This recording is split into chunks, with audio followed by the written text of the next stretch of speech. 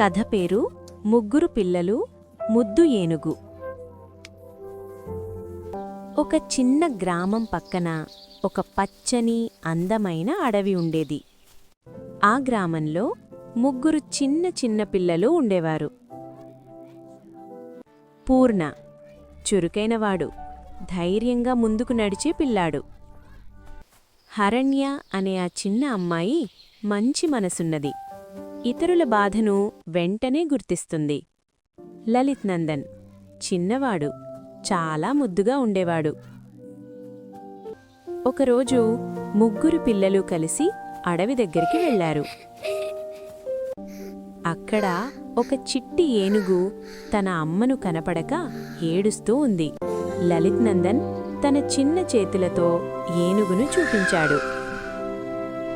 పాపం, ఇది దారి తప్పిపోయిందనుకుంటా, మనం దీన్ని అమ్మ దగ్గరికి తీసుకెళ్దాం. పూర్ణ మాటలు విని అందరికీ ధైర్యం వచ్చింది.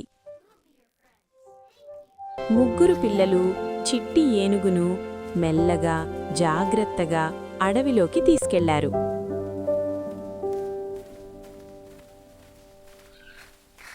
అప్పుడే పెద్ద పెద్ద ఏనుగుల గుంపు కనిపించింది. అందులోనే చిట్టి ఏనుగుని అమ్మ ఉంది. అమ్మా!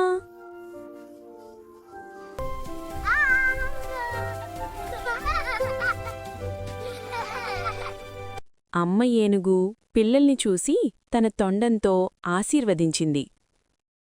మనం మంచి పని చేశాం. ఏనుగు అమ్మను కలిసింది. ఏనుగు హ్యాపీ.